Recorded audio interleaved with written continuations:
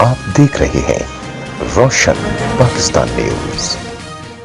ISPR کے مطابق army ایوی ایشن کا طیارہ کریش لینڈنگ کے دوران گر کر تباہ ہوا، جس میں سوار 2 پائلٹ اور عملے کے 3 ارکان شہید ہو گئے، جن میں لیفٹیننٹ کرنل ثاقب وسیم، نائب صوبیدار افضل، حوالدار ابن امین اور رحمت شامل ہیں۔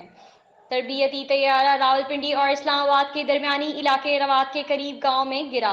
طیارے کے گرتے ہی زوردار دھماکہ ہوا اور آگ لگ گئی۔ پاک آرمی کا چھوٹا تربیتی طیارہ موہڑا کلو کے علاقے میں آبادی پر گر کر تباہ ہو گیا، جس کے نتیجے میں 2 پائلٹ سمیت 18 افراد جاں بحق جبکہ 12 سے زائد زخمی ہو گئے۔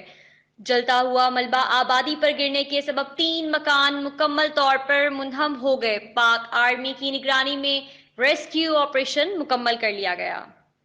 اس المناک طیارے حادثہ میں شہید ہونے والے پائلٹ اور عملے کا نماز جنازہ ادا کر دیا گیا۔